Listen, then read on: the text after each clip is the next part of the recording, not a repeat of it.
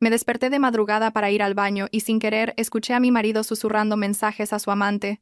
Tú tranquila, cariño. Mañana este chalet de 700 metros cuadrados será todo tuyo. A la hora del almuerzo, mi suegra recibió una llamada del hospital. Su hijo había sufrido un accidente de coche. Mi suegra y mi suegro se quedaron petrificados en el acto. Si no lo hubiera oído con mis propios oídos, probablemente habría creído hasta la muerte que mi marido era un hombre decente. Pero aquella noche, en medio del silencio sepulcral de nuestro chalet de más de 700 metros cuadrados, escuché su voz. No te preocupes, mi amor. Me aseguraré de que muera. El chalet y todo el dinero del banco, en cuanto me encargue de ella, será todo para ti.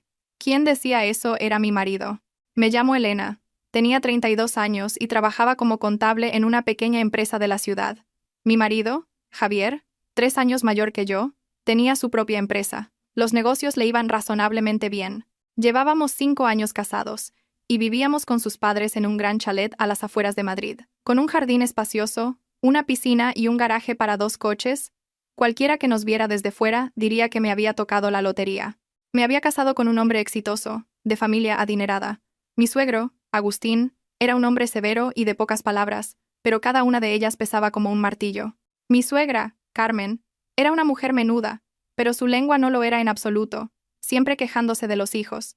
En 5 años de matrimonio, lo único que me hacía bajar la cabeza ante ella era el tema de los niños. No teníamos hijos. Carmen insinuaba a menudo. ¿Qué clase de mujer eres? 5 años casada y ni un solo hijo. A este paso la familia se quedará sin descendencia. Deberías mirártelo, Elena. Yo solo podía apretar los dientes, sonreír y llorar en silencio por la noche, abrazada a la almohada. Había probado innumerables tratamientos, visitado un hospital tras otro, y el resultado era siempre el mismo. No se observa ningún problema claro. Continué con el seguimiento. Me echaba toda la culpa a mí misma, sin atreverme a pensar que el problema pudiera no estar en mí. En esa casa, la persona a la que más temía era mi suegro. La que más me agotaba, mi suegra. Y en quien más confiaba, mi marido, Javier. O al menos eso creía yo. Aquella noche, dormía cuando me despertó la sed. Estiré la mano hacia el otro lado de la cama y solo encontré un vacío frío. Las sábanas del lado de Javier estaban lisas, sin rastro de calor. Me froté los ojos y miré el reloj luminoso de la mesita de noche. Las 3:10. El chalet estaba sumido en la oscuridad. Solo se oía el zumbido constante del aire acondicionado. Aparté las sábanas, me puse las zapatillas y bajé a la cocina a por un vaso de agua. El pasillo del segundo piso era largo y oscuro, con una luz de noche amarillenta en una esquina que proyectaba un tenue resplandor. Al pasar por delante del despacho de Javier, vi una fina línea de luz azulada que se filtraba por debajo de la puerta. ¿Todavía estaba trabajando? Fue mi primer pensamiento. Últimamente, su empresa tenía un gran proyecto, y a menudo se quejaba de cansancio. Al verle trasnochar, yo solo podía decirle que descansara, que no se pusiera enfermo. Iba a levantar la mano para llamar a la puerta, con las palabras listas en la boca. Cariño, baja a beber un poco de agua y descansa. Pero mi mano no llegó a tocar el pomo cuando desde dentro resonó su voz familiar, grave, pero con un tono meloso que nunca había usado conmigo. No te preocupes, mi amor, mañana estará todo solucionado. A partir de mañana ya no habrá nadie que se interponga en nuestro camino. Me detuve en seco, con la mano paralizada en el aire. Mi amor. ¿A quién está llamando mi amor? El corazón me latía con fuerza, y un escalofrío me recorrió la espalda hasta la nuca. Tragué saliva, contuve la respiración y pegué lentamente la oreja a la fría madera de la puerta. La voz de Javier volvió a sonar, esta vez más baja, con un matiz de satisfacción. Lo tengo todo calculado. En ese puerto de montaña camino a la sierra, si llueve un poco, el coche patina con facilidad. La policía pensará que fue un accidente por pérdida de control. Nadie sospechará nada. Sentí que se me dormían las manos y los pies. La sierra, un puerto de montaña, un accidente. Mañana era nuestro 5º aniversario de bodas. Me había dicho que me llevaría a un balneario en la sierra, en un hotel con vistas a los pinares, para compensarme por los años de tristeza por no tener hijos. Yo, feliz hasta las lágrimas, había preparado abrigos y bufandas, e incluso le había dicho a mi suegra: «Mamá, nos vamos un par de días, cuidaos mucho y no os olvidéis de tomar las medicinas». Resulta que esa celebración de aniversario era, en realidad, mi funeral planeado.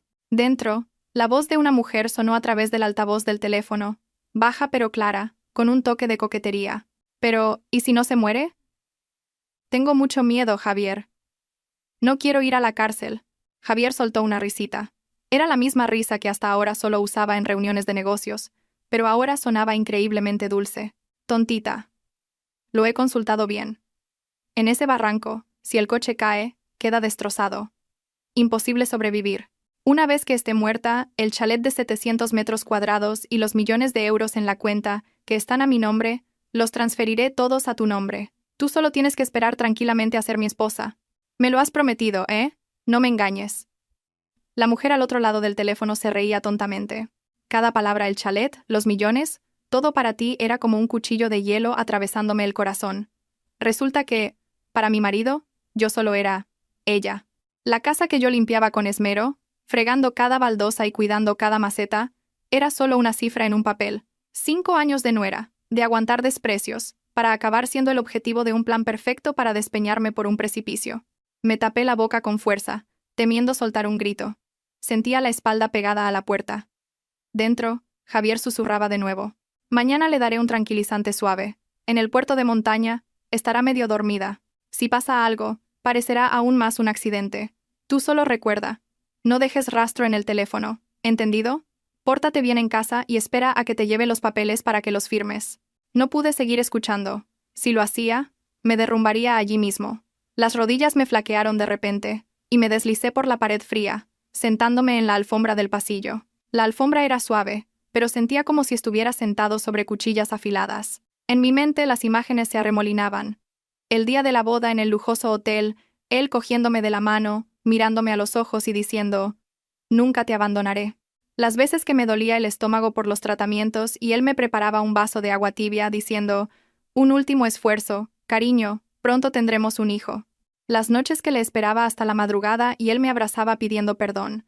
Tenía una cena de negocios, no te enfades. ¿Era todo eso real o solo una larga obra de teatro? En esta casa, la persona que más odiaba y temía siempre había sido mi suegra, Carmen. Por sus indirectas, por su mirada inquisitiva a mi vientre, a menudo pensaba en secreto.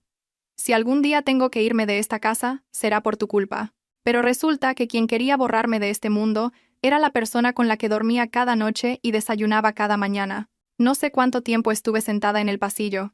El zumbido del aire acondicionado y el tic-tac del reloj de pared parecían amplificarse en la noche, clavándose en mis oídos.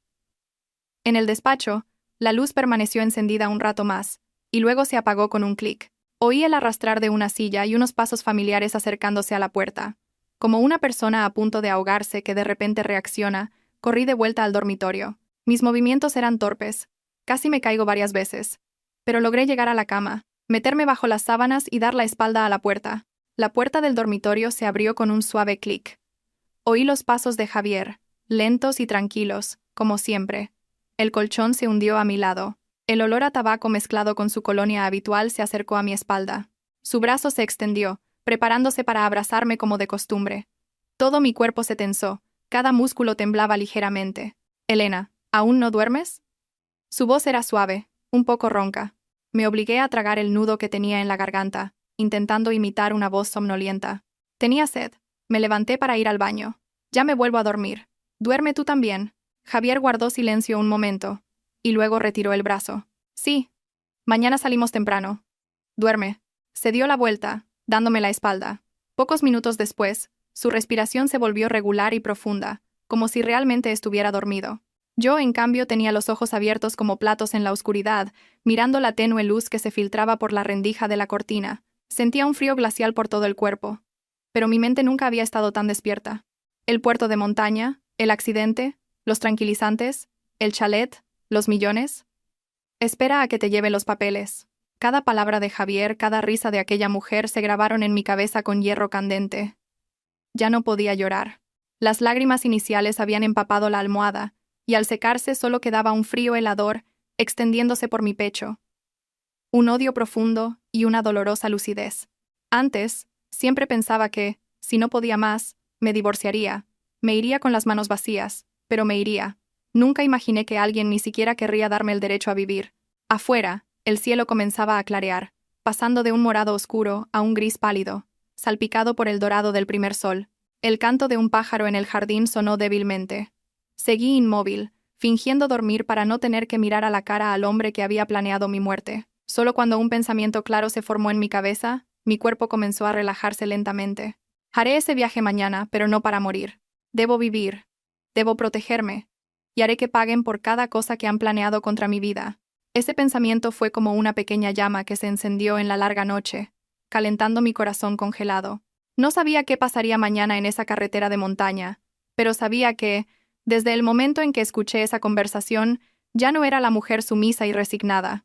Viviré, y recuperaré todo lo que me pertenece, a mi manera. A la mañana siguiente, no recordaba si había logrado dormir algo. Solo sé que cuando sonó el despertador, sentía la cabeza pesada, como llena de algodón, pero extrañamente despejada. A mi lado, Javier seguía tumbado, con los ojos cerrados y la respiración acompasada. Si no hubiera escuchado la conversación de anoche, probablemente me habría girado para despertarle suavemente, como tantas otras mañanas. Pero hoy, simplemente me levanté en silencio, intentando no mover el colchón ni un ápice.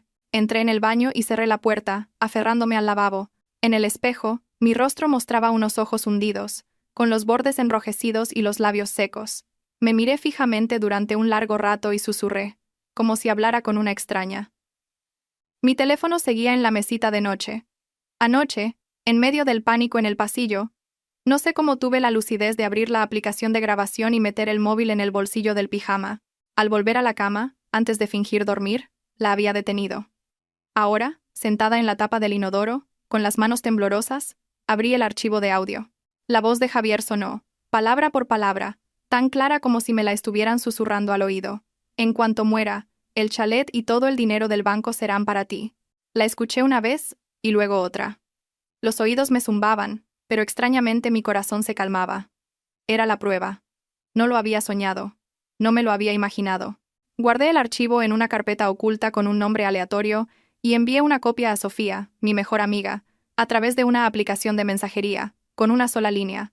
Guárdame esto. Es urgente. No preguntes nada. Te llamo por la tarde. Sofía respondió de inmediato. Claro. Lo guardo. ¿Estás bien? Miré esas dos palabras. ¿Estás bien? Durante un largo rato y finalmente respondí. Sí. De momento. Me lavé la cara con agua fría para que mis ojos se deshincharan y mi voz dejara de temblar. Cuando salí, Javier acababa de sentarse en la cama, con el pelo revuelto, fingiendo frotarse los ojos con sueño. ¿Ya te has levantado? Sonrió, con la misma voz suave de siempre. Hoy salimos pronto para evitar el tráfico. Me giré para que no viera mi mirada, respondiendo simplemente. Sí, voy a preparar las cosas. No hace falta. Ya lo he preparado todo. Solo tienes que coger tus artículos de aseo personal. Si hubiera sido ayer, esa frase me habría conmovido. Un marido que prepara el equipaje para cada viaje. Ahora, cada lo he preparado todo, solo me provocaba escalofríos. No sabía qué había preparado exactamente para acabar con mi vida. Me vestí con ropa cómoda y me maquillé ligeramente para ocultar mi cansancio. Abrí el armario y elegí un jersey de cuello alto color crema. El mismo que Javier una vez me dijo que me hacía parecer una chica de 20 años. No me lo puse para complacerle, sino porque hoy necesitaba estar completamente lúcida, con cada detalle bajo mi control. Al bajar a la cocina, Carmen ya estaba levantada, dando órdenes a la empleada del hogar para que sirviera el desayuno. El olor a tostadas, huevos fritos y café con leche flotaba en el aire. Agustín estaba sentado a la cabeza de la mesa, con los ojos fijos en el periódico, como de costumbre. Al verme entrar, Carmen me lanzó una mirada indiferente. Ya has bajado. Come algo antes de iros, que luego en la sierra hay atascos y es un fastidio. Asentí y me senté. Javier, que venía unos pasos detrás de mí, me acercó la silla y colocó delante el plato con el huevo frito más perfecto. Come bien, que hoy el viaje es largo. Miré el huevo, pensando en el tranquilizante que mencionó anoche. El corazón me dio un vuelco, pero mi rostro sonrió, y mi voz sonó ligera. Tú también, cariño. En ese momento, Agustín dobló el periódico, se quitó las gafas, y nos miró. ¿A qué hora salís? Javier respondió rápidamente. Papá, pensaba salir sobre las 9. Agustín asintió y dijo lentamente, con un tono a medio camino entre el consejo y la advertencia. Las carreteras de la sierra son traicioneras, sobre todo si llueve. Conduce con cuidado, no te confíes. Un derrape y te vas barranco abajo. El tenedor me tembló en la mano. ¿Mencionaba el puerto de montaña, el derrape, el barranco, por casualidad, o lo sabía? Miré de reojo la reacción de Javier. Él solo sonrió, con una actitud segura. Tranquilo, papá. Llevo más de 10 años conduciendo. He mirado el tiempo, hoy hará sol, y la carretera estará seca. No te preocupes, protegeré a Elena. La palabra proteger resonó en mis oídos como una broma cruel. Bajé la mirada, corté un trocito de huevo, y lo aparté al borde del plato. Luego cogí un trozo de pan seco, y lo mojé en la yema. Hoy tenía que controlarlo todo. No sabía dónde pondría la droga, pero me prometí no tocar nada que tuviera un sabor extraño. Después de unos bocados, dejé el tenedor y me froté el estómago. Mamá, últimamente tengo el estómago pesado. Comeré poco para no marearme en el coche. Carmen me miró de reojo, a punto de soltar un comentario ácido, pero al ver la mirada de su marido, se lo tragó y solo resopló. Come lo que quieras, pero id con cuidado y volved sanos y salvos. Me levanté y le dije a Javier, termina de comer, voy a por un par de cosas y bajo. De vuelta en la habitación, cerré la puerta con llave.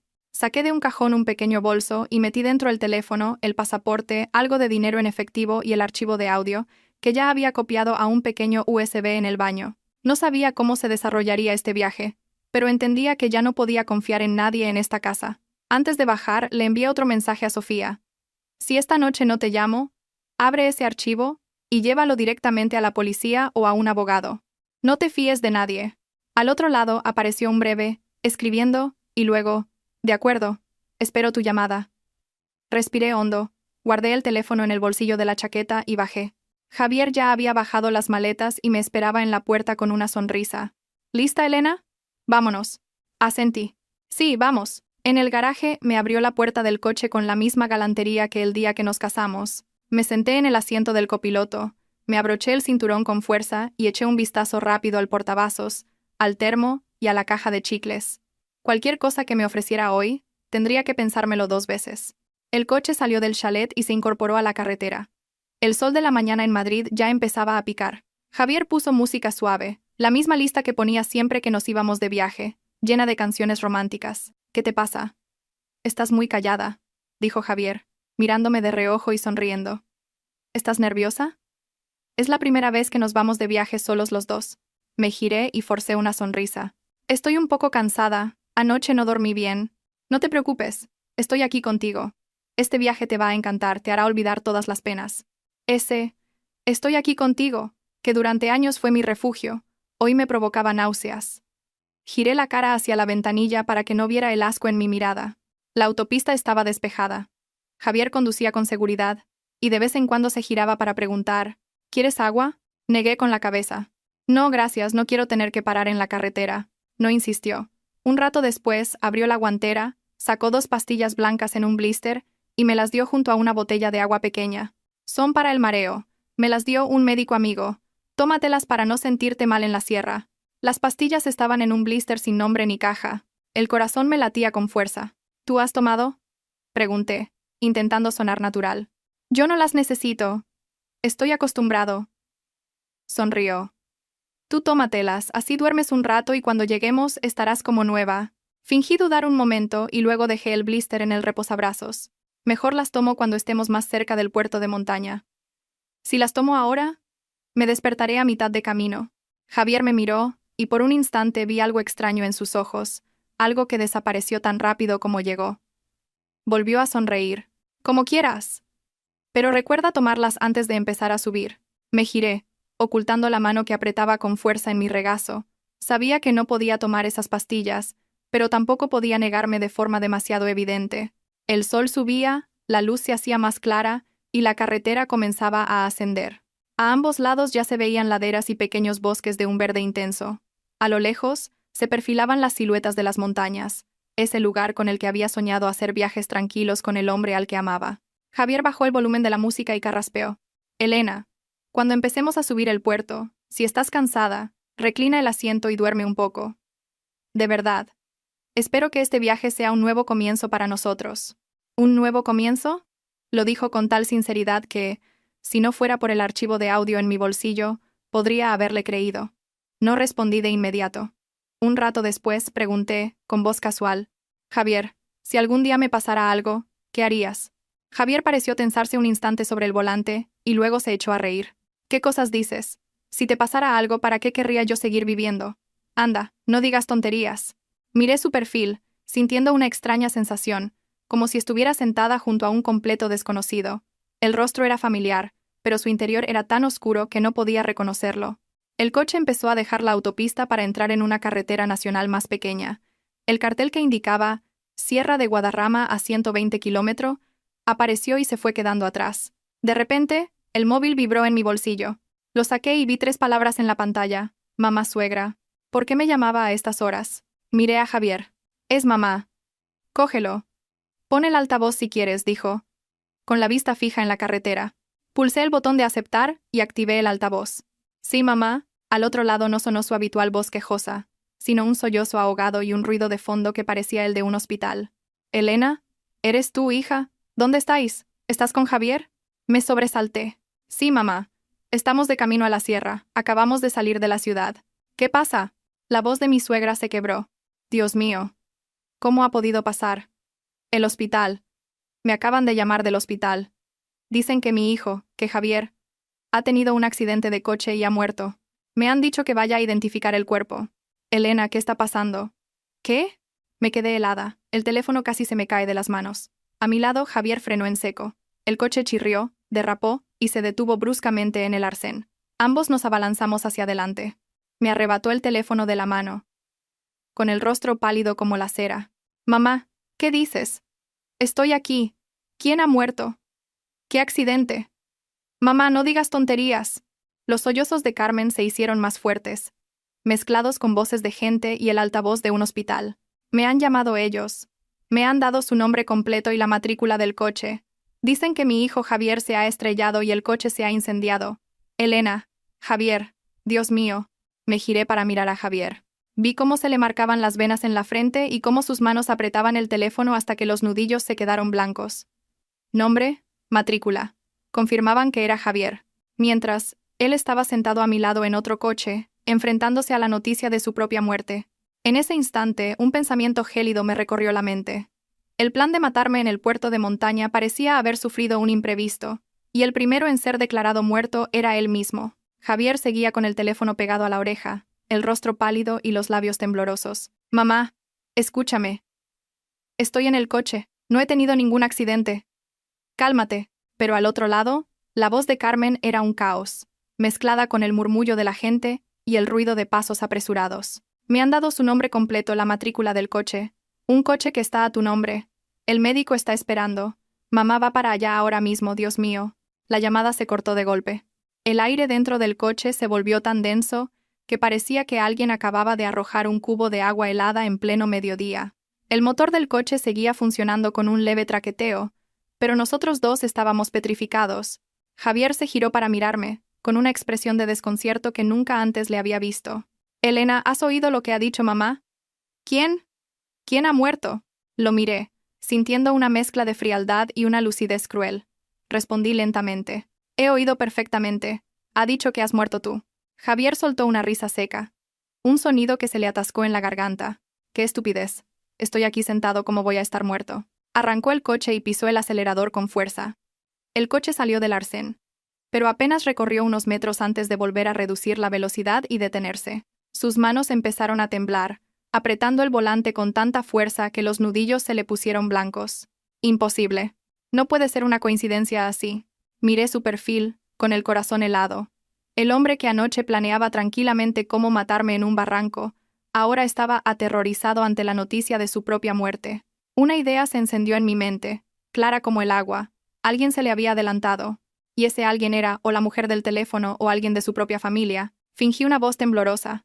A lo mejor mamá ha entendido mal. Quizás solo coincide el nombre y parte de la matrícula. Javier asintió repetidamente, como si se aferrara a un clavo ardiendo. Sí, eso es. Tiene que ser una coincidencia. No puede ser todo igual. A mí no me ha pasado nada, pero ni él mismo parecía creerse sus palabras. De repente, su teléfono vibró. Era una llamada de un número interno del hospital. Javier miró la pantalla. Su mano se detuvo un instante en el aire, y luego contestó. Diga, al otro lado, una voz masculina y seria.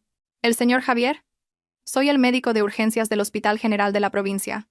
Disculpe.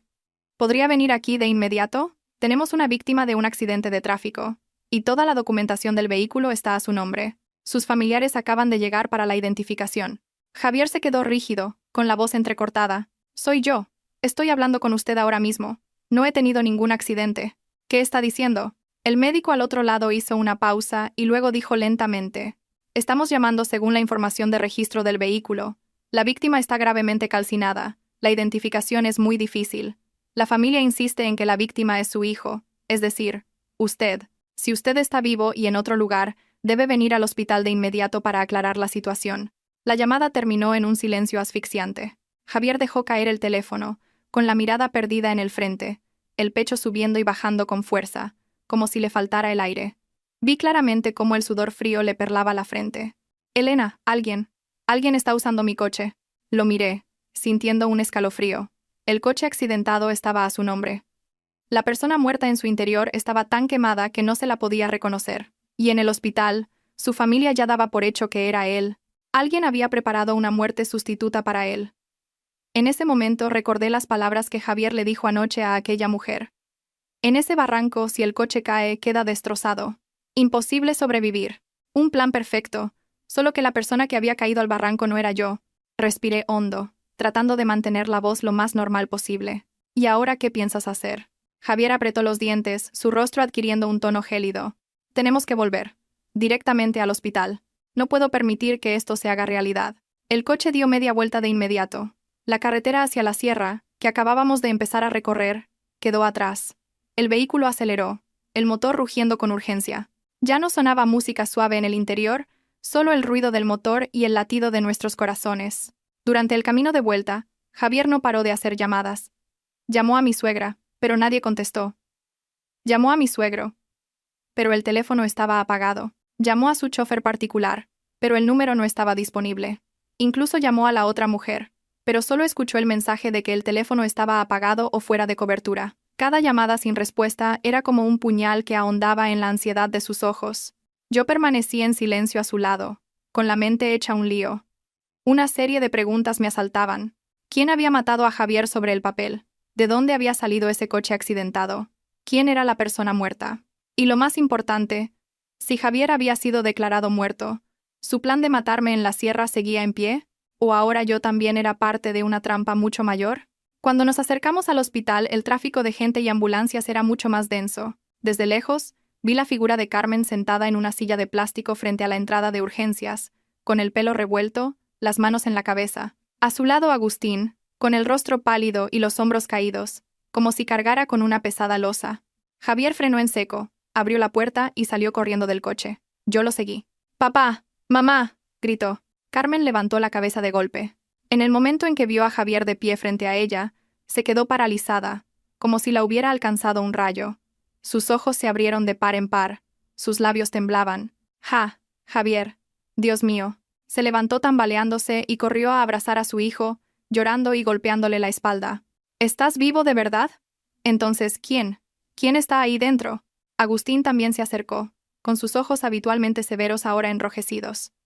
Puso una mano en el hombro de Javier, con la voz ronca. Si tú estás aquí, significa que el que está ahí dentro, no eres tú. Javier asintió, con el rostro tenso. No me ha pasado nada, papá, pero está claro que alguien ha usado mi coche para provocar un accidente. Yo me quedé un poco más atrás, observando a los padres abrazar a su hijo entre lágrimas. No sentía ninguna calidez, solo un frío que se intensificaba. Comprendí que, en ese momento, para ellos, la vida de Javier lo era todo. Yo seguía siendo una extraña, una nuera al margen. El médico de guardia de antes salió, miró a Javier y luego su informe, con una expresión de asombro. ¿Usted es Javier? Javier asintió. El médico soltó un largo suspiro. Entonces la persona en urgencias no es usted. Pero toda la documentación del coche, el DNI, todo está a su nombre. Es posible que sean documentos falsos, o que alguien haya montado la escena deliberadamente. Carmen se derrumbó de nuevo, con la voz rota. Entonces, alguien quiere hacerle daño a mi hijo. El médico no respondió directamente, solo dijo que el asunto requería la intervención de la policía. Al oír la palabra «policía», vi a Javier estremecerse ligeramente. Una sombra de inquietud cruzó su mirada, pero rápidamente recuperó la compostura. Sin embargo, yo lo había visto. Comprendí que, si se investigaba a fondo, no solo saldría a la luz el falso accidente, sino que tarde o temprano alguien descubriría su plan en la sierra. La policía no tardó en llegar. Acordonaron la zona del coche calcinado, tomaron fotos y recogieron testimonios. invitaron a Javier a una sala privada para interrogarlo. Antes de ir, se giró y me miró. Su mirada ya no era la amable de la mañana, ni la desconcertada de cuando recibió la noticia. En sus ojos, vi un cálculo frío que empezaba a resurgir. De repente, lo entendí. Para él, este juego de vida o muerte acababa de empezar. Mientras Javier declaraba ante la policía, me quedé con sus padres en el pasillo. Carmen aún no se había recuperado del todo y me agarraba la mano con fuerza, con la voz entrecortada. Hija, lo has visto todo. Por poco pierdo a mi hijo. Miré su mano temblorosa, sintiendo una profunda ironía. Anoche, el mismo hijo que ahora sostenía había planeado cada paso para llevarme a la muerte, pero no dije nada.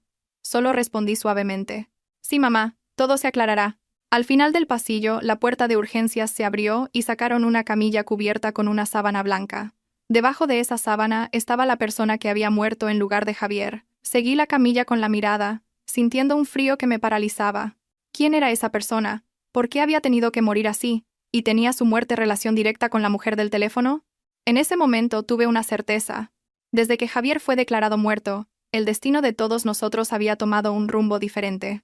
Y ese viaje a la sierra, que había quedado a medias, no solo no había terminado, sino que desencadenaría una serie de acontecimientos mucho más terribles. Miré la puerta de la sala donde estaba Javier con la policía, y pensé para mis adentros. Querías que muriera en un barranco, pero ahora eres tú quien se encuentra en una encrucijada de vida o muerte. Javier estuvo casi una hora en la sala con la policía antes de salir. Cuando la puerta se abrió, levanté la vista y me encontré con su mirada. El desconcierto inicial había desaparecido, reemplazado por una calma forzada, la de alguien que intenta recuperar el control. Mi suegro se levantó de un salto. ¿Qué ha pasado, hijo? ¿Qué ha dicho la policía? Javier negó con la cabeza, con la voz ronca. Solo han tomado la declaración inicial, papá. El coche está a mi nombre, los documentos también, así que necesitan verificarlo todo con mucho cuidado. De momento, no han llegado a ninguna conclusión. Mi suegra le agarró la mano con fuerza. Entonces, ¿quién es la persona muerta, hijo?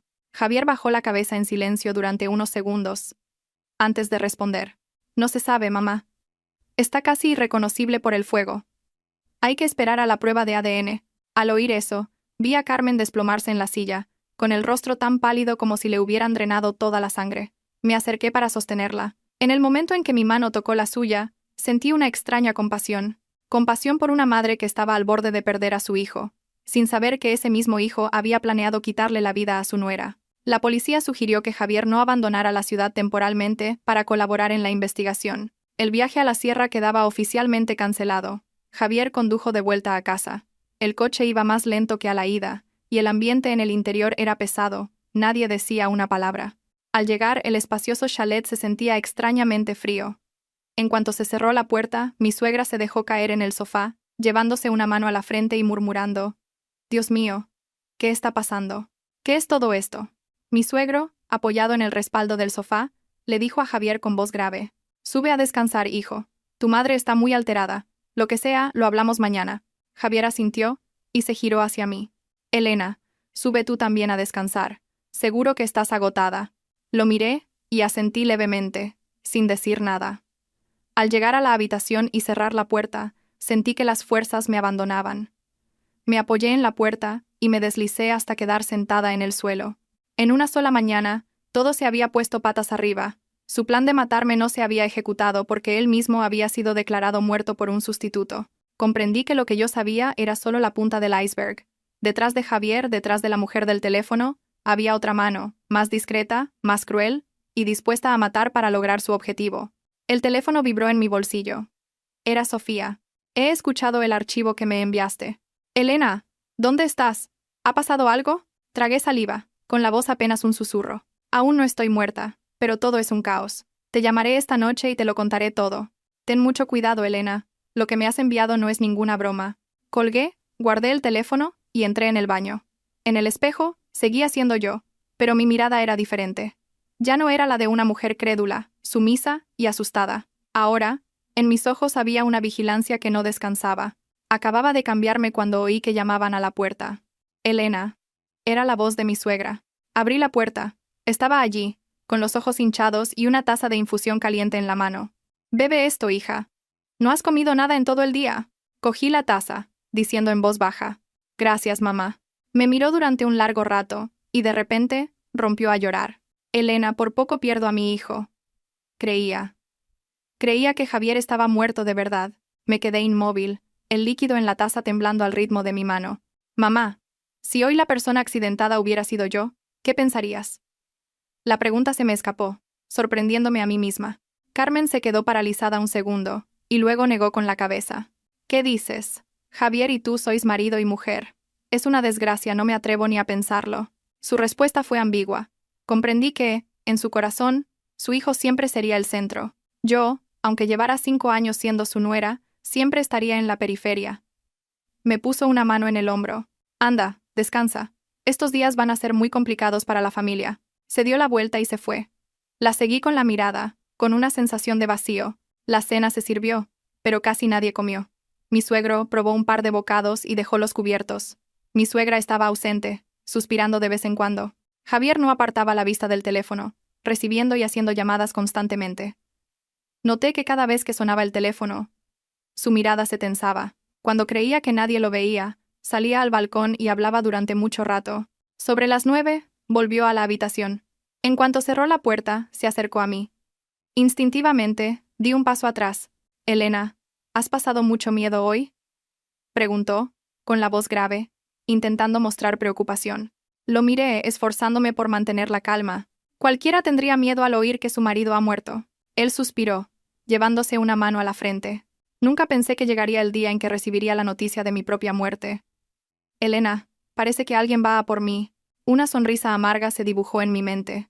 No es que alguien fuera a por él, es que él mismo había iniciado esta partida. Pero en voz alta, solo dije, solo espero que todo se aclare pronto. Estoy muy cansada. Javier me miró. Sus ojos se oscurecieron por un instante, y luego asintió. Descansa. Esa noche no dormí. El viento susurraba en el jardín y el canto de los insectos aumentaba mi inquietud. A través de la ventana, vi que la luz del balcón de su despacho seguía encendida. Estaba despierto de nuevo. Cerca de la 1 de la madrugada, mi teléfono vibró suavemente. Era un mensaje de un número desconocido. Si quieres saber quién murió en lugar de su marido, mañana a las 7 en la cafetería de enfrente del hospital. Venga sola. No se lo diga a nadie. El corazón se me encogió. Leí el mensaje varias veces. En mi mente apareció el rostro de la mujer de la llamada, pero mi instinto me decía que quien enviaba el mensaje no era ella. Miré hacia donde estaba Javier. La luz del balcón proyectaba una fina línea en la habitación. Él seguía absorto en sus llamadas secretas, sin saber que otra puerta de esta historia estaba a punto de abrirse. Borré el mensaje, guardé el teléfono y cerré los ojos. Ya no sentía un miedo difuso, sino una fría expectación. Sabía que, a partir de mañana, no solo sería la presa, sino que también empezaría a cazar. A la mañana siguiente, me desperté a las 5, cuando el cielo aún estaba cubierto por la niebla y el aire de la habitación era inusualmente frío. A mi lado, Javier seguía durmiendo de espaldas a mí. Su rostro, en la penumbra, parecía tranquilo, como si la terrible noticia de su muerte no hubiera ocurrido. Si no fuera por el mensaje en mi teléfono, me habría preguntado si todo lo de ayer fue real o una pesadilla. Me levanté de la cama en silencio, con pasos sigilosos para no despertarlo. En el baño, me lavé la cara durante mucho tiempo para mantenerme despierta. El mensaje desconocido volvió a aparecer en la pantalla. 7. Sola, en la cafetería de enfrente del hospital. Ni una palabra más. Quienquiera que lo hubiera enviado, sabía mi horario, sabía que estaba cerca del hospital. Apreté el teléfono. Si no iba, quizás nunca sabría quién murió en lugar de Javier. Si iba, no estaba segura de poder volver entera. Me puse ropa sencilla, una chaqueta fina, y salí con mi bolso. En la cocina, mi suegra ya estaba levantada, preparando té. Al verme, levantó la vista. ¿A dónde vas tan temprano? Incliné la cabeza, con voz suave. Voy a comprar algo para el desayuno. Asintió sin hacer más preguntas. Probablemente, en su mente solo había espacio para la preocupación por su hijo. Salí del chalet bajo la pálida luz del amanecer, con el corazón latiendo cada vez más rápido a cada paso. La cafetería estaba justo enfrente del hospital. Era pequeña y estaba casi vacía. Elegí una mesa en un rincón apartado, de espaldas a la cristalera. El reloj de la pared marcaba las 7 en punto. Apenas me había sentado cuando un hombre de mediana edad se sentó frente a mí. Tendría más de 50 años. Era delgado, de piel morena y con una mirada afilada pero cansada. No pidió nada, solo me miró fijamente. ¿Usted es Elena? Asentí, incapaz de ocultar mi recelo. Usted es quien me envió el mensaje. Lentamente, sacó una fotografía del bolsillo de su chaqueta y la deslizó hacia mí. La miré, y sentí que el corazón se me paraba. En la foto había un hombre joven, con el rostro quemado, pero reconocí al instante la camisa que llevaba. Era la misma que Javier había usado una vez para una cena de negocios. El hombre que murió ayer era mi sobrino, dijo con voz ronca. Se llamaba Marcos. Me quedé sin palabras. ¿Por qué su sobrino llevaba la ropa de mi marido? ¿Por qué conducía un coche a su nombre? Pregunté, con la voz temblorosa. Él esbozó una sonrisa triste. Porque alguien le pagó para que muriera en su lugar. Las palabras «morir en su lugar» fueron como una puñalada helada en mi pecho. Apreté los labios, intentando mantener la calma. ¿Quién fue? Me miró detenidamente y dijo lentamente: su propio marido. Sentí que me derrumbaba. Aunque estaba preparada para cualquier cosa, oírlo de boca de otro fue como si me desgarraran el corazón. ¿Qué está diciendo?, susurré. Javier se reunió con mi sobrino la semana pasada. Tenía muchas deudas.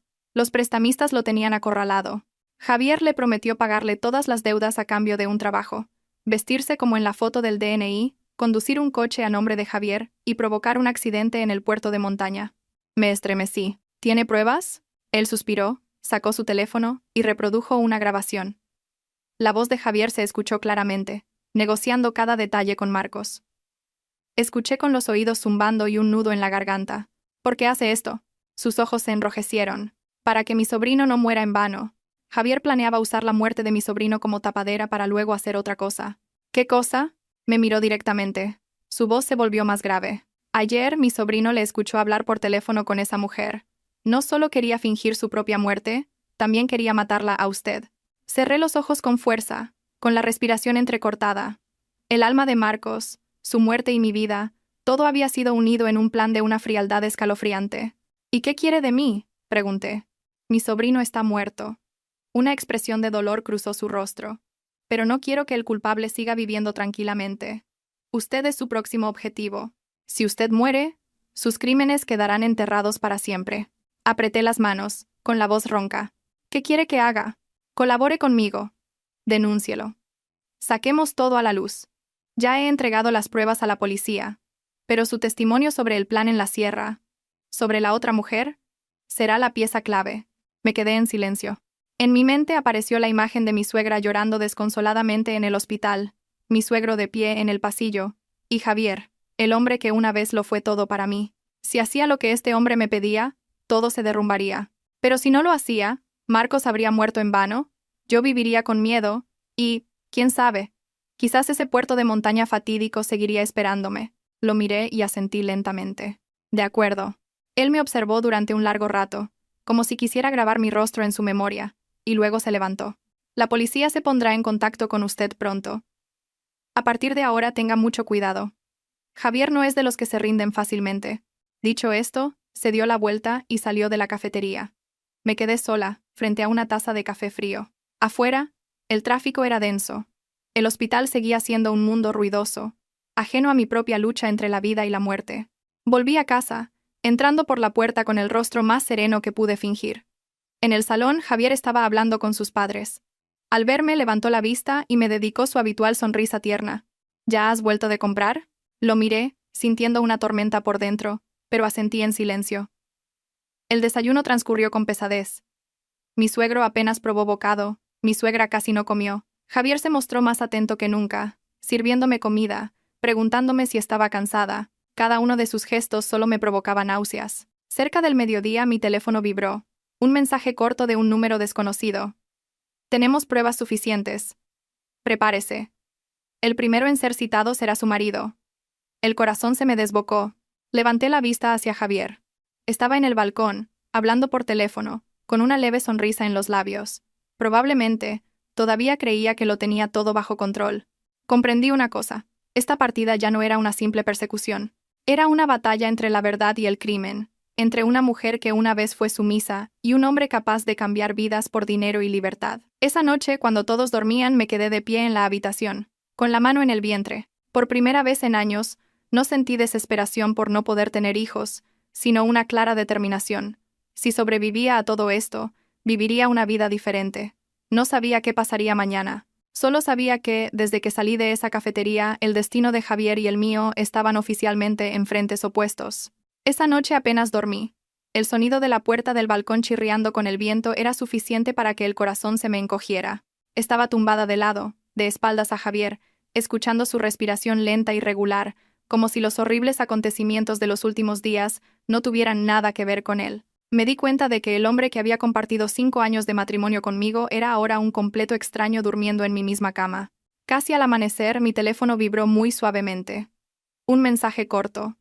A las 9, la policía citará a Javier de nuevo. Miré la pantalla durante un largo rato y luego la apagué en silencio. Ya no sentía solo miedo, sino la sensación de estar en el umbral final de una etapa de mi vida.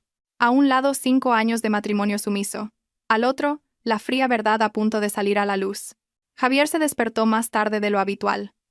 Cuando abrió los ojos, yo ya estaba sentada en el borde de la cama, fingiendo leer noticias en el teléfono. ¿Te has levantado tan temprano?, preguntó con voz somnolienta. Sí, es la costumbre. Se incorporó, se estiró y me miró durante unos segundos antes de sonreír. ¿Has adelgazado estos días? No respondí. He adelgazado por el miedo, por el asco, por tener que actuar cada minuto de cada día. ¿Lo sabes? Pero solo dije en voz baja. Será por el cansancio de estos días.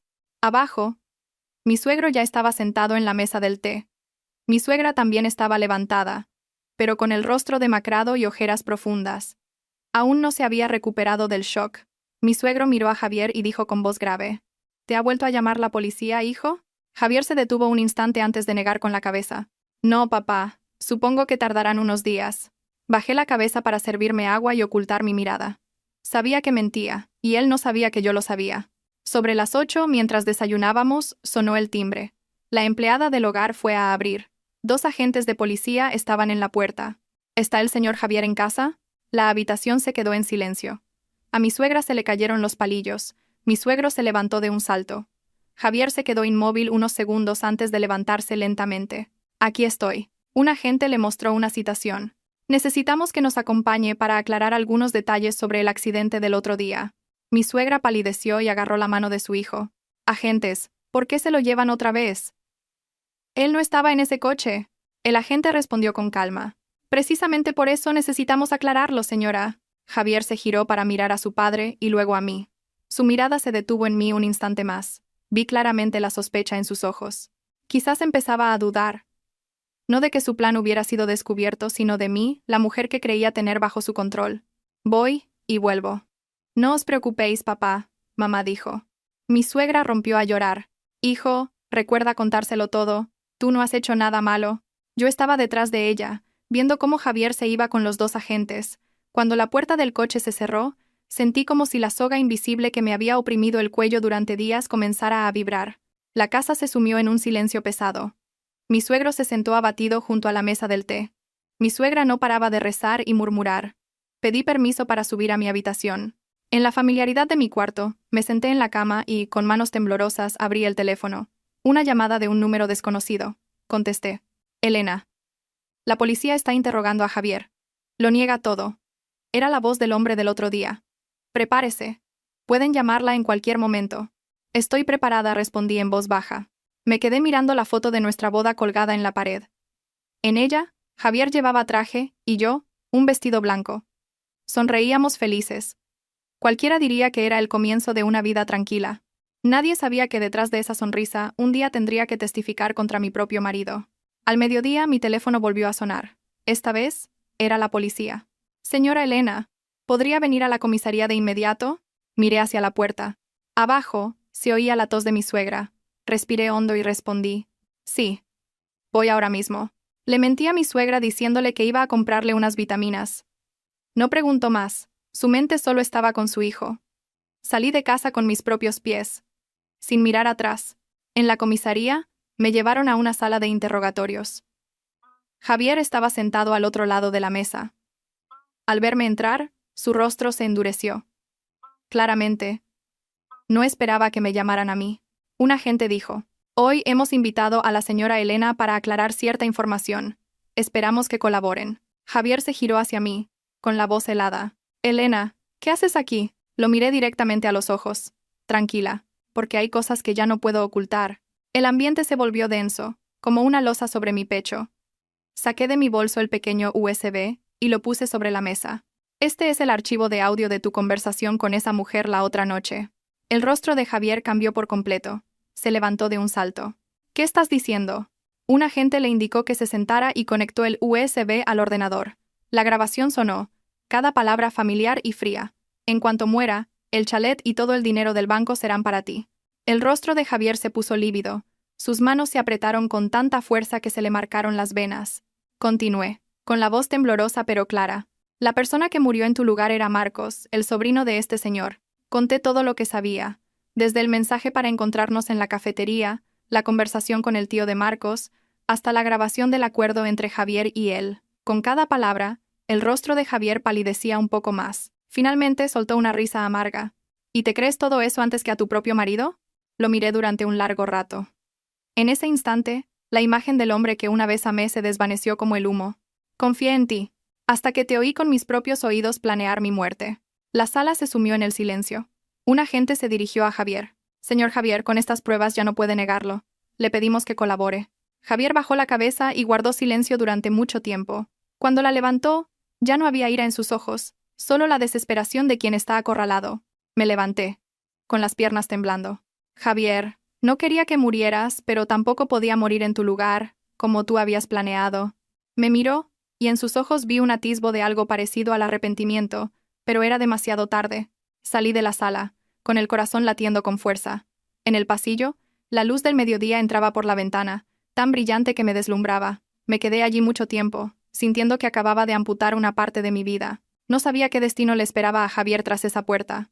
Solo sabía que, en el momento en que puse ese USB sobre la mesa, había enterrado oficialmente mi matrimonio, a cambio del derecho a vivir. Salí de la comisaría cuando ya atardecía. La luz del sol se extendía sobre los árboles, proyectando sombras alargadas sobre el asfalto gris.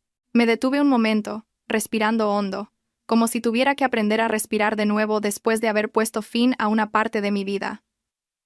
Detrás de esa puerta, Javier seguía declarando. El hombre que fue mi marido, mi apoyo, ahora era un sospechoso en su propia trama. El teléfono vibró en mi bolsillo. Un mensaje del número desconocido. Gracias, mi sobrino por fin descansará en paz. Miré el mensaje durante un largo rato y respondí. Siento que todo llegara tan tarde. No hubo más respuesta. Cogí un taxi a casa. Durante todo el trayecto, mi mente estaba en blanco. A través de la ventanilla, las calles familiares pasaban como fotogramas de mi vida. La ruta que cada mañana hacía con Javier para ir a trabajar, la pequeña cuesta donde una vez me senté en su moto recién casados, la pastelería donde me compró el primer pastel para celebrar mi llegada a la familia. Todo parecía tan cercano, pero ya pertenecía a otra persona. La puerta del chalet se abrió. Mi suegra me esperaba en el salón. En cuanto entré, se levantó de un salto, con la voz alterada. «¿Has vuelto? Hija, ¿por qué has tardado tanto? ¿Y Javier? ¿Dónde está?» Me quedé paralizada. Había pensado en este momento durante todo el camino, pero al enfrentarlo, sentí que el corazón se me oprimía. «Javier está en la comisaría, mamá». Carmen se detuvo un instante, y luego me agarró la mano con fuerza. «¿Otra vez? ¿No se lo llevaron esta mañana? ¿Por qué no ha vuelto?» Bajé la cabeza. No podía seguir mintiendo. Porque la policía tiene nuevas pruebas. Javier está en detención preventiva para seguir investigando. Las palabras «detención preventiva» fueron como un rayo. Mi suegra retrocedió un paso, tambaleándose, y tuvo que agarrarse al sofá para no caer. «¿Qué dices?» Mi suegro entró desde el jardín, y al oír las últimas palabras, se detuvo en seco. ¿Detención preventiva? ¿Qué significa eso? El aire en la habitación se volvió irrespirable. Sabía que, dijera lo que dijera, sería como un cuchillo para esta familia, pero la verdad acabaría saliendo a la luz. Con lentitud, lo conté todo. Desde que escuché la llamada aquella noche, la grabación, la muerte de Marcos en lugar de Javier y la investigación por intento de asesinato. Con cada frase, el rostro de mi suegro se ensombrecía y el de mi suegra palidecía cada vez más. Cuando terminé, un silencio sepulcral llenó la habitación. Mi suegro se dejó caer en el sofá, con las manos temblorosas entrelazadas. Después de un largo rato, logró decir con voz ronca: «Entonces, ¿quería matarte?»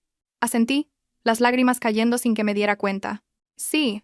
Si no hubiera sido por la muerte de Marcos, la persona en esa camilla hoy podría haber sido yo».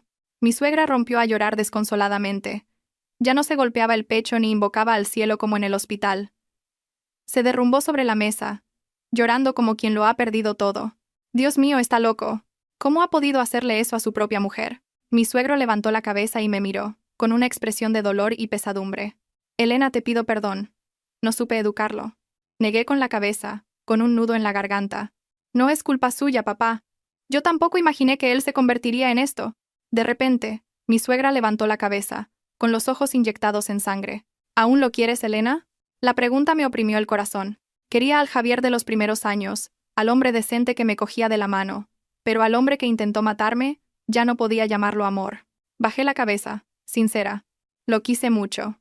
Pero ahora, solo quiero vivir. Mi suegra volvió a derrumbarse, sin poder decir más. Esa noche, la casa estaba sumida en un silencio absoluto.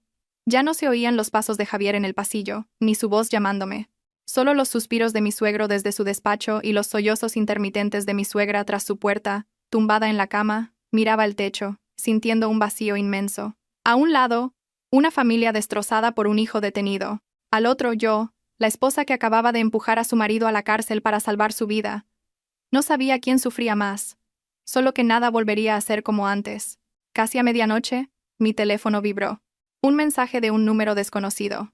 Javier ha sido imputado formalmente por intento de asesinato y suplantación de identidad en un accidente mortal. Los procedimientos legales comenzarán en los próximos días. Leí el mensaje con las manos temblando. Aunque estaba preparada, la palabra imputado me dolió como un desgarro. A la mañana siguiente me llamaron de nuevo para ampliar mi declaración. Cuando volví, ya era de noche. Al entrar, vi a mi suegra sentada en el salón. Se levantó y se acercó lentamente. Pensé que me culparía, que me odiaría, pero no. Solo me miró, con la voz ronca. «Haz las maletas». Me quedé helada. «¿Qué dice mamá?» Ella se giró para ocultar su emoción. «Esta casa ya no es un lugar tranquilo. Eres la mujer de un hombre que va a ser juzgado. Aquí sufrirás mucho. Vuelve a casa de tus padres por un tiempo». La miré, sintiendo un nudo en el pecho. Comprendí que no me estaba echando, me estaba protegiendo de la única manera que podía. «¿Y Javier?», pregunté en voz baja. Cerró los ojos, las lágrimas escapando. «Tendrá que pagar por lo que ha hecho. Ya no puedo salvarlo». Subí a mi habitación y empaqué algunas cosas. Cada objeto que cogía era un recuerdo. La camisa que me regaló por mi cumpleaños. La bufanda que le puse cuando tuvo fiebre. Todo era ahora fragmentos de una memoria rota. Cuando bajé, mi suegro me esperaba en la puerta. Me miró durante un largo rato y dijo en voz baja: «Elena, no puedo retenerte, pero pase lo que pase, siempre fuiste mi nuera». Incliné la cabeza profundamente. «Gracias, papá». Mi suegra me dio un sobre. «Aquí hay algo de dinero. Cógelo para tus gastos. No puedo ayudarte más». Negué con la cabeza. «No puedo aceptarlo». Me lo puso en la mano con fuerza, con la voz entrecortada. «Cógelo. Al menos así mi conciencia pesará un poco menos». No me negué más. La abracé. Por primera vez en 5 años, nos abrazamos como dos mujeres que habían caído juntas en el mismo abismo.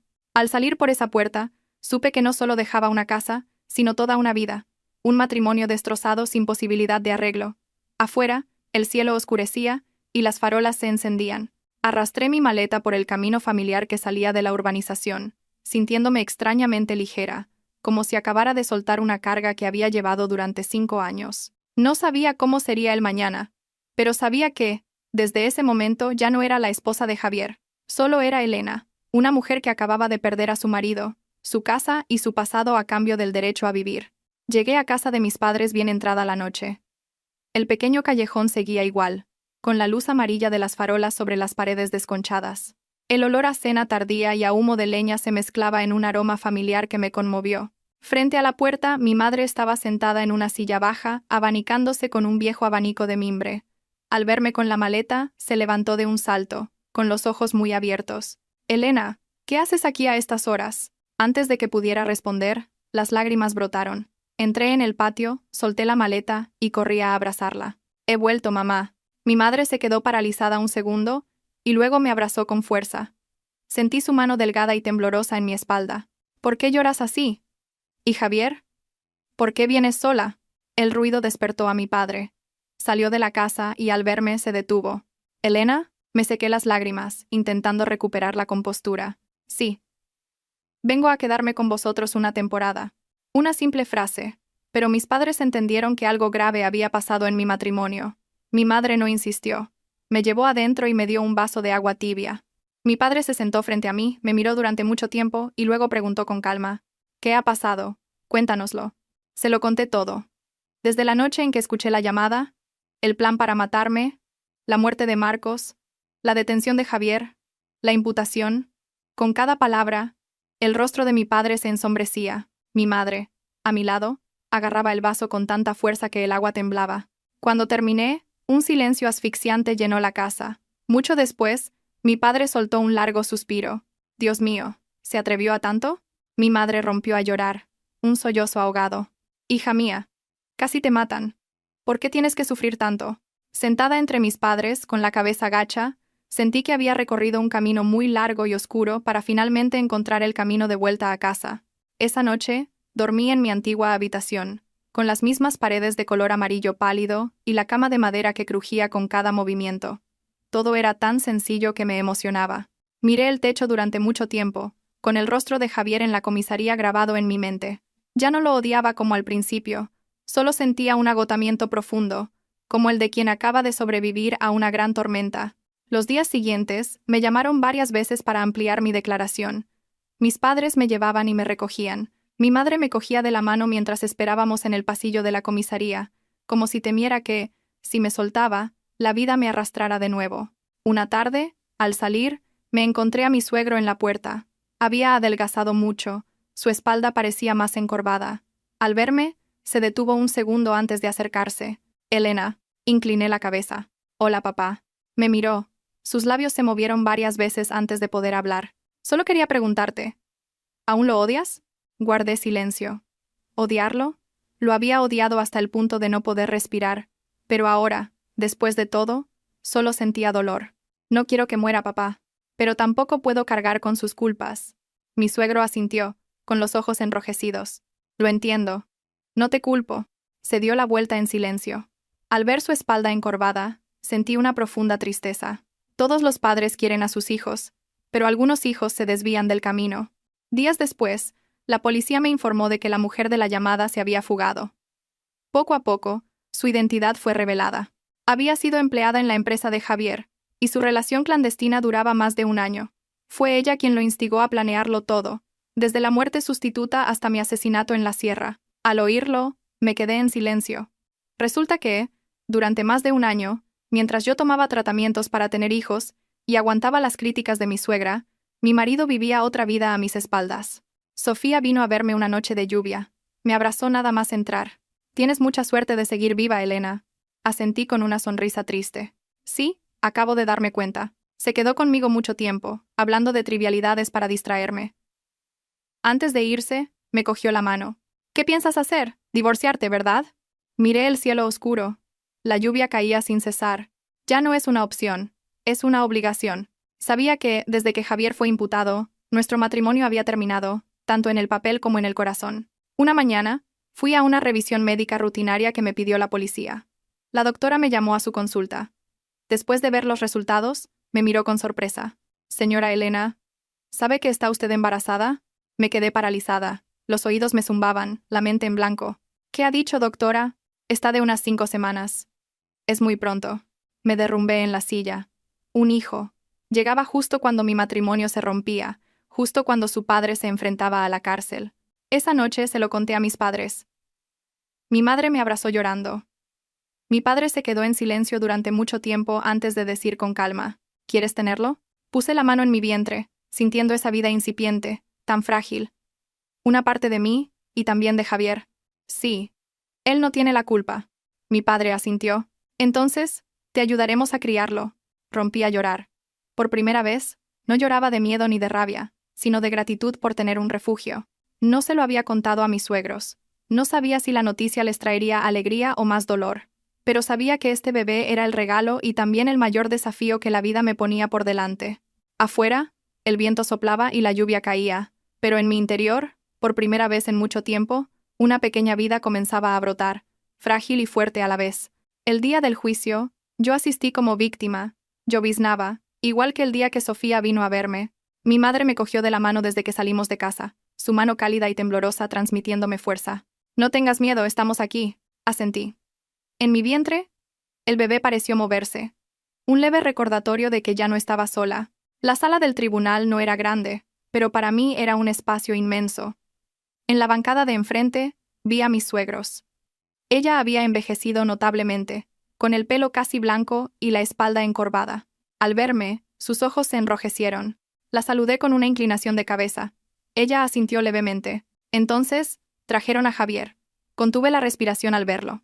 El hombre que una vez fue alto y elegante con trajes caros, ahora vestía el uniforme de preso, demacrado y con el rostro hundido. Cuando su mirada se cruzó con la mía, se detuvo. En sus ojos vi sorpresa, arrepentimiento y finalmente una profunda desesperación.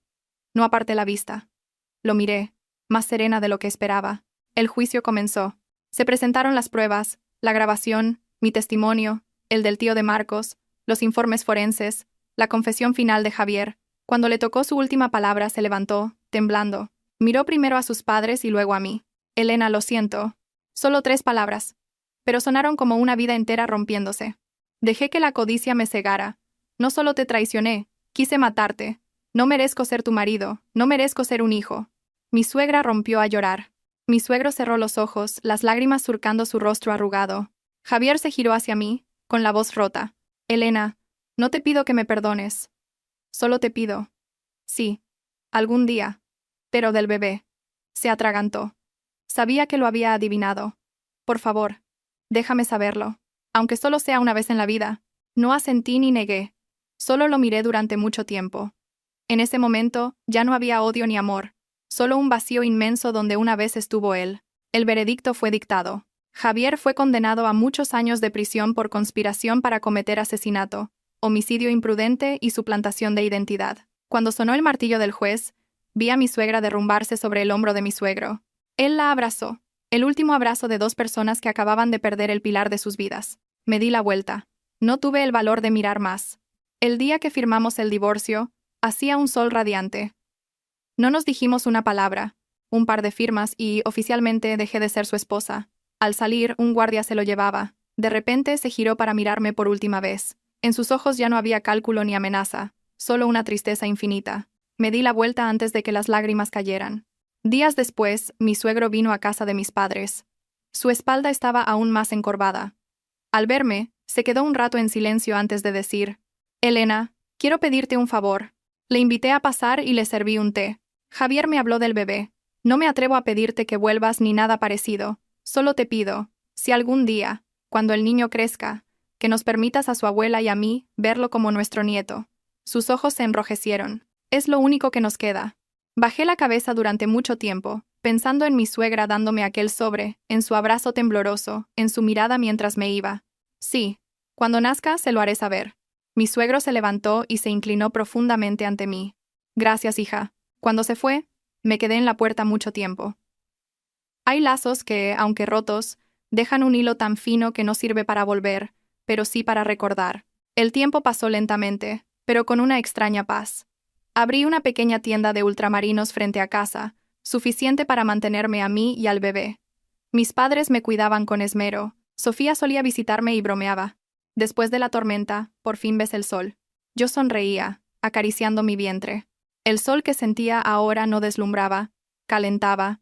El día que me puse de parto, llovía a cántaros, igual que la noche en que volví a casa llorando. Pero esta vez, mis lágrimas eran las de una futura madre. Cuando escuché el primer llanto en la sala de partos, mi corazón se rompió de felicidad y dolor. Un niño, mi hijo. Le puse de nombre Mateo, deseando que fuera una persona lúcida toda su vida. Unos días después, mis suegros vinieron a visitarlo. Mi suegra, temblando, lo cogió en brazos. Las lágrimas caían sobre sus manos arrugadas. Hola, pequeño, soy tu abuela. No la corregí. Entendí que, en ese momento, solo necesitaba ser llamada abuela. No le dije a Javier la fecha exacta del nacimiento. Solo le pedí a mi suegro que le transmitiera un mensaje. Tu hijo ha nacido. Está sano. Lo criaré para que sea un buen hombre. El resto de nuestras vidas, dejémoslas como están. No sé qué pensó Javier al recibir la noticia, pero sabía que mi vida, a partir de ese momento, había pasado a una nueva página. Ya no era la esposa de nadie, ni la nuera de una gran familia. Solo era Elena, una madre. A veces, por la noche, con Mateo durmiendo en mis brazos, Recordaba todo lo que había pasado, no para sufrir, sino para recordarme que estuve muy cerca de la muerte, y salí de ella con mis propios pies. La vida puede arrebatarle mucho a una mujer, su juventud, su confianza, su matrimonio. Pero mientras le quede la vida, mientras tenga un pequeño ser en sus brazos, siempre podrá empezar de nuevo. Y yo lo había conseguido. 3 años después, una mañana, abrí la tienda. El sol caía sobre el umbral. Mateo estaba sentado en la puerta, abrazando un oso de peluche viejo y tarareando un anuncio de la tele. Se parecía a mí en los ojos, grandes y brillantes, pero la nariz era idéntica a la de Javier. Cada vez que veía ese rasgo, el corazón se me encogía un poco. Luego, rápidamente, me decía a mí misma que no mirara más, que el pasado estaba cerrado. «Mamá, ¿hoy puedo comer galletas?» Mateo corrió a abrazarme las piernas. «Si te portas bien y te comes toda la cena, mamá te comprará galletas». Sonrió mostrando todos sus dientes, y corrió al patio a jugar con el gato. Mis días eran ahora increíblemente simples. Abrir la tienda por la mañana, cocinar para mis padres y Mateo al mediodía, vender un poco más por la tarde y cerrar temprano para dormir abrazada a mi hijo. Ya no había fiestas elegantes, ni un chalet de 700 metros, ni apretones de manos falsos. Solo la voz de mi hijo llamándome «mamá» cuando se despertaba asustado. Una tarde de lluvia, mientras recogía la tienda, mi padre me llamó. «Elena, tienes visita». Levanté la vista. En la puerta estaba mi suegro. Estaba mucho más delgado, con los hombros caídos y el pelo casi completamente blanco. Al verme, se quedó quieto un buen rato antes de entrar. «Hola, hija». «Hola, papá». Mateo corrió curioso y se escondió detrás de mí, espiando al desconocido. «Este es Mateo», dije en voz baja. «Es tu abuelo». Mi suegro se quedó paralizado, mirando a Mateo sin pestañear, con los labios temblorosos. «¿Tú eres Mateo?» Asentí. Mateo tímidamente dijo: «Hola, abuelo». Solo esa palabra bastó para que a mi suegro se le saltaran las lágrimas. Levantó la mano como para acariciarle la cabeza, pero la retiró, temiendo asustarlo. «He venido a veros». Lo invité a pasar. Le sirvió un té. Mi suegro puso una pequeña bolsa sobre la mesa. Unos juguetes para el niño. «No se moleste, papá. No es para ti, es para él». Guardé silencio. Un rato después, dijo lentamente: «Javier, está cumpliendo su condena». Al principio estaba hundido, pero cuando supo que el niño había nacido, parece que empezó a vivir con más responsabilidad. Se ha apuntado a un taller en la cárcel. Dice que si algún día sale, lo único que desea es saber que tú y el niño estáis bien. Sentí una ligera punzada en el corazón, pero solo eso. Mi suegro me miró y dijo en voz baja: «No me atrevo a pedirte que lo perdones». Él mismo se cerró todas las puertas. «Solo quiero que no te amargues la vida por odiarlo». Levanté la vista y lo miré a los ojos. «Ya no lo odio, papá. Simplemente, ya no siento nada por él». Asintió muy levemente. Cuando mi suegro se fue, Mateo corrió tras él y le dio un caramelo. «Toma, abuelo». Mi suegro se detuvo, se agachó para coger el caramelo con la mano temblorosa y le dio las gracias. Su espalda encorvada se perdió en la lluvia. Me quedé en la puerta mucho tiempo. Esa noche le pregunté a Mateo: «¿Te ha gustado el abuelo?» «Sí». Estaba triste, dijo, con una sinceridad infantil que me dejó pensativa. Meses después, a través de mi suegro, Javier me envió una carta. La letra era temblorosa, ya no tan pulcra como antes. «Elena, no me atrevo a pedirte perdón. Solo quiero decirte que he entendido lo que significa pagar por tus actos. Cada noche en la cárcel sueño contigo y con el niño, pero sé que es un sueño al que ya no tengo derecho. Solo espero que estéis bien». Terminé de leer y doblé la carta lentamente. No respondí. No por rencor, sino porque sabía que nuestros caminos ya eran diferentes. Hay cosas que, una vez rotas, no se pueden volver a unir. El primer día de colegio de Mateo, no quería soltarme la mano.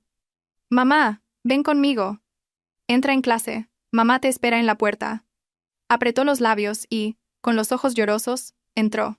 Cuando la puerta se cerró, me quedé en el pasillo, sintiendo que una pequeña parte de mí se iba de mi lado. Esa noche Sofía apareció en la tienda. «Elena, ¿has pensado en rehacer tu vida?» «¿Qué quieres decir?» «Quiero decir que una mujer tiene derecho a ser feliz una segunda vez». Me reí. «Ya soy feliz». Me miró durante un largo rato y asintió. «Sí, feliz a tu manera». Esa noche, abracé a Mateo mientras dormía, sintiendo una paz inmensa. Ya no temía a la noche. Ya no me sobresaltaban llamadas secretas. Ya no vivía en un chalet enorme y frío. Vivía en una casa pequeña y cálida. Hay cicatrices que nunca desaparecen, pero aprendes a vivir con ellas sin que duelan. Javier era una cicatriz en mi vida, pero Mateo era el calor que la cubría cada día.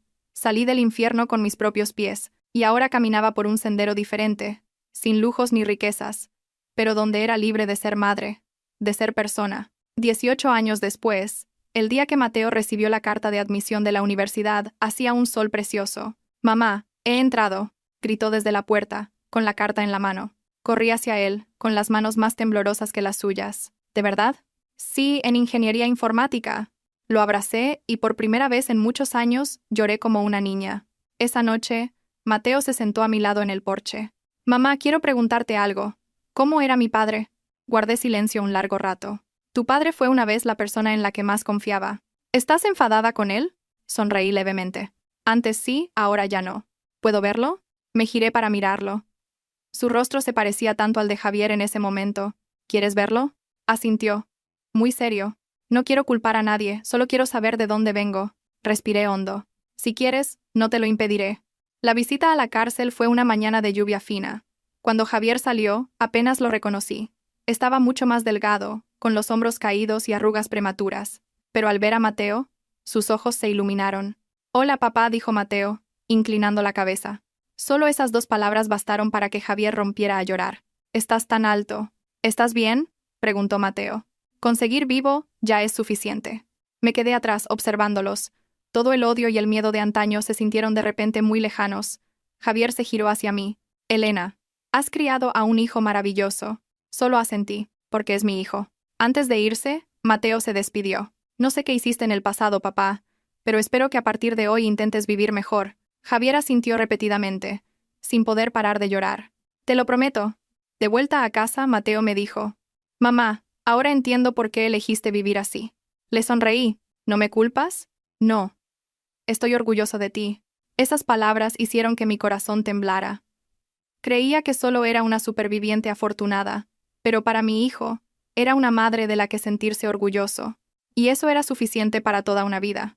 El día que Mateo se casó con Lucía, una chica dulce de familia humilde, la boda fue sencilla, en el patio de casa.